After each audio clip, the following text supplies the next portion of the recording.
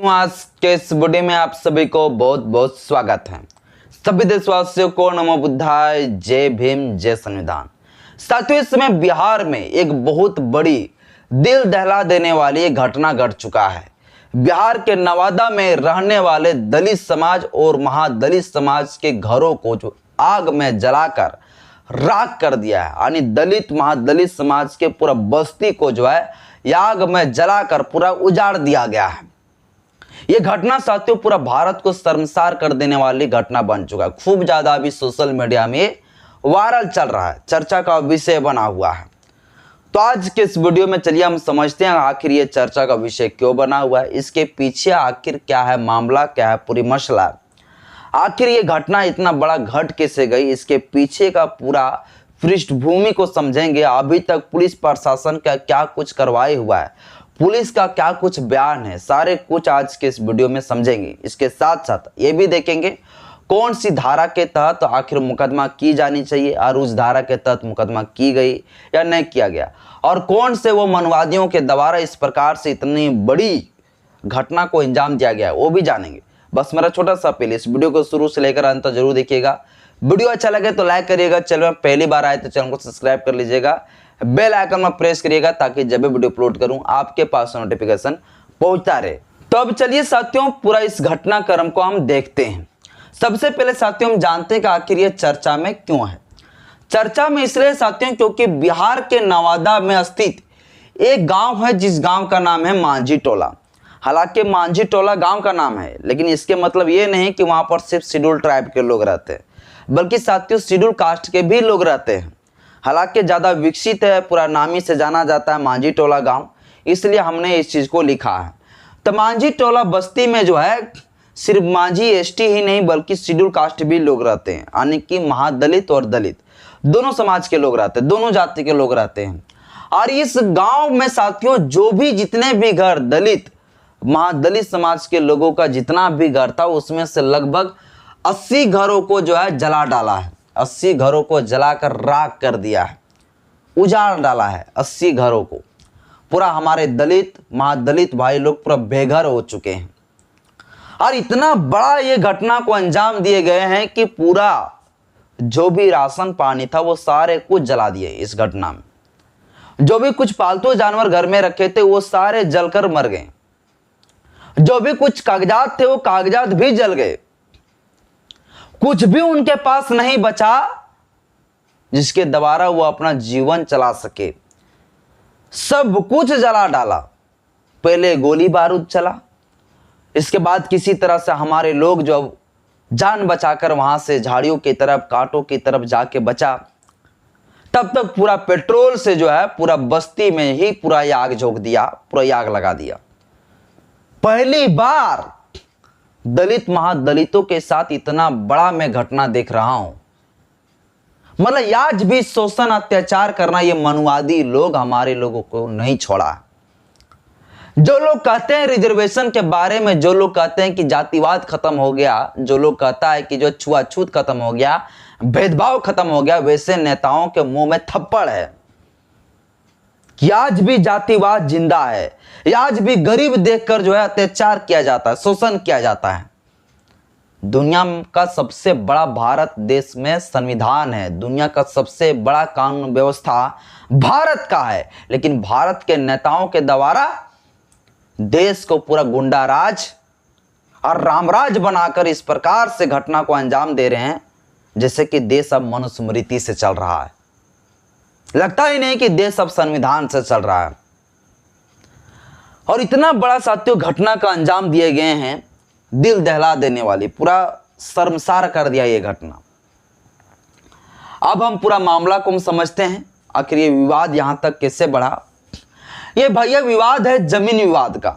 ये पूरा घटना है, ये जो घटना घटी इसको लेकर साथियों जमीन विवाद का ये मामला है। जमीन विवाद का मामला ये है कि ये जो मांझी टोला जो बस्ती है, ये जो गांव है, ये गांव को जो है पूरा जो जमीन है जहां पर महादलित दलित लोगों का जो घर बना हुआ है, उस जमीन को जो है एक भूमाफियों के द्वारा यह कहा जा रहा है कि वो जमीन मेरा है। और वो माफियों के द्वारा जो है कई बार महादलित और दलित के लोगों को जो है धमकी दिया गया कि ये जमीन को खाली करो, यहां से घर तोड़ो, क्योंकि ये जमीन मेरा है। और जो महादलित और दलित समाज के लोग जो वहां पर रहते हैं, उन लोगों का कहना है कि हमारे पूर्वज 50 से 60 सालों से जो है, पूर्वजे समय से जो है हमारे लोग यहीं पर रहते आया है, तो ये जमीन तुम्हारा कैसे हो गया। आपको पता होगा जमीन विवाद का अधिनियम जो कानून बना, उसके तहत यह प्रावधान किया गया है कि अगर कोई व्यक्ति अगर 12 वर्षों तक लगातार उस जमीन को जोत रहा है, उस जमीन को पूरी तरीके से जो है देखभाल कर रहा है, तो वह जमीन उन्हीं के पक्ष में जाएगा। ये आप कानून में पढ़े होंगे। तो हमारा समाज के लोगों का कहना है कि भैया हम तो पूर्वज समय से रह रहे हैं, तो यह जमीन आपका कैसे हो गया। लेकिन भूमाफियाओं का कहना था कि नहीं, यह जमीन मेरा है, और जमीन खाली करने का बहुत बड़ धमकी दिया गया। पिछले वर्ष भी जो है 2023 में भी गोली बारूद वहां चला और धमकी दिया गया जान से मारने का। लेकिन किसी कारणवश जो है उस समय इतना बड़ा घटना अंजाम नहीं हुआ। हालांकि जो है हमारे समाज के लोगों के द्वारा, दलित महादलित समाज के लोगों के द्वारा पुलिस के पास शिकायत किया गया, लेकिन पिछले वर्ष कोई सुनवाई नहीं हुआ। अब साथियों 18 सितंबर को 2024 को बुधवार के दिन, बुधवार के दिन साथियों 18 सितंबर 2024 को जो है इतना बड़ा घटना को अंजाम दे दिया। सिर्फ इसलिए क्योंकि वहां पर हमारे दलित महादलित समाज के लोग रहते हैं, घर बनाए हुए हैं, और वो भूमाफिया का कहना है कि ये मेरा जमीन है, लेकिन उसके पास भी जो है पेपर नहीं है। उसका पेपर नहीं भैया, ये फर्जी वाला तरीके से जो है पेपर बनाया और उसी चीज को दिखा रहा। पुलिस का इसमें क्या तर्क है जमीन विवाद पर, अभी हम आपको बताएंगे। तो यानी दलित महादलित समाज के लोगों का यह कहना है कि भैया ये हमारे पूर्वज लोग यहाँ से रहते आ रहे हैं, और इसके लेकर मेरे पास जमीन पेपर भी है, ये जमीन मेरा है। और दबंगों का कहना है, भूमाफियों का कहना है कि नहीं, ये जमीन मेरा है। इसको लेकर ये बहुत बड़ा विवाद हो गया, और ये विवाद इतना बड़ा हुआ कि 18 सितंबर को इतना बड़ा घटना का अंजाम दे दिया। और घटना का अंजाम कैसे दिए, लगभग 100 लोग दल बल के साथ आए, और सबसे पहले गोली फायरिंग हुआ। गोली फायरिंग होने के बाद जो जब आवाज पता चला, तब सभी लोग जो है घर से निकला। घर से निकलने के बाद सभी लोग जो है किसी तरह से घर से भागा, और घर से भागकर जो है जान बचाया। अब भैया जब इतना बड़ा घटना घट गया, इसके बाद वो गुंडों के द्वारा, दबंगों के द्वारा पूरा दलित समाज के घरों पर जो है आग झोंक दिया गया। पूरा दलित समाज के लोगों सारे घरों पे जो है पेट्रोल डालकर जो है आग लगा दिया। जितने भी वस्तु थे, जितने भी सामान थे, सारे कुछ जलकर राख हो गया।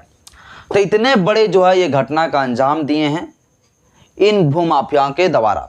इस घटना को घटने के बाद जो है 1 से 1.5 घंटा के बाद पुलिस प्रशासन वहां पहुंचता है। सूचना पहले मिला, लेकिन पुलिस प्रशासन आने में 1 से 1.5 घंटा लग गया। वैसे पुलिस का रवैया जानते हैं कि जब भी कोई घटना घट जाता है, इसके बाद आएगा 1.5-2 घंटा के बाद, जब और 10-15 लोग मर जाएंगे तब देखने आएगा डेड बॉडी को। इसी प्रकार से 1.5 घंटा के बाद जो पुलिस प्रशासन आया, और इसके बाद एफआईआर हुआ। इसके बाद मुकदमा होने के बाद लगभग 10 लोगों को जो है गिरफ्तार कर लिए गए। अब सबसे बड़ी बात तो मैं आपको यह बताना चाहता हूं कि आखिर इस घटना में जो है 30 जाति के लोग इंक्लूड हैं। तो जो इतनी बड़ी जो घटना को अंजाम दिया, वो भी जो है दलित समाज से ही आते हैं, पासवान समाज से आते हैं। लेकिन आप उसे दलित नहीं कह सकते, उसका मनुवादी कह सकते हैं, क्योंकि हर दलित, हर महादलित जो है नहीं हो सकता है वो बहुजन, नहीं हो सकता है वो अम्बेडकरवादी, वो मनुवादी, वो ब्राह्मणवादी व्यवस्था में फंसा हुआ है। इसलिए उसे मनुवादी ही कहना सबसे बेहतर होगा। तो पासवान भूमाफियों के द्वारा, इसके साथ साथ आदो समाज के लोगों के द्वारा, आदो समाज में देखिए कितने भी भाई लोग, बहुत सारे भाई लोग जो है जो बहुजन विचारधारा को फॉलो करता है, बहुजन विचारधारा को मानता है, जो हमारे देश के मूल निवासी होने की बात करता है, जो अम्बेडकरवाद होने की बात करता है। लेकिन कुछ कुछ मनुवादी किस्म का जो आदो समाज का लोग है, और पासवान समाज का जो मनुवादी समाज का मनुवादी किस्म का जो लोग है, इन लोगों के द्वारा इतना बड़ा घटना को अंजाम दिया गया। अभी साथियों 10 से प्लस लोगों को जो है पुलिस के द्वारा गिरफ्तार कर लिया गया है। और पुलिस का कहना है कि ये जो जमीन का विवाद है, ये जमीन का विवाद ना ही ये जमीन जो है महादलित दलितों का है और ना ही ये जमीन जो है भूमाफियाओं का है, और ना ही वो पासवान आदो का है, और ना ही ये जमीन जो है महादलित और दलितों का है। ये जमीन है बिहार सरकार का। अब भैया जब ये बिहार सरकार का जब ये जमीन है तो फिर ये भूमाफिया लोग इतना क्यों भैया अड़चन कर रहे हैं? तो फिर ये भूमाफिया के लोग को इतना हिम्मत और ताकत यहाँ कहां से रहा है कि वो जो है दलित महादलितों की बस्ती को उजाड़ेगा? यानी साथियों आज भी हमारे देश में जो है संविधान जो है नहीं लागू है। आज भी हमारे देश में कानून व्यवस्था को पूरा तरीके से जो है नेता मंत्रियों के द्वारा पूरा तार तार कर दिए गए, पूरा धज्जिया उड़ा दिया गया संविधान को। अब इसको लेकर साथियों SC ST एक्ट के तहत जो है मुकदमा दर्ज करने की बातें निकल के आ रहा है। तो SC ST एक्ट जानबे करते हैं कहां लगता है? तो SC ST एक्ट जो है SC ST समाज को छोड़कर जो बड़ी कास्ट के लोग हैं उसके ऊपर जो है लगता है। अब मान लीजिए पासवान लोग जलाया तो पासवान के जो भी लोग होगा उनके ऊपर SC ST एक्ट नहीं लगेगा। बाकी बात जो आदो समाज के लोग होंगे उनके ऊपर SC ST एक्ट लगेगा।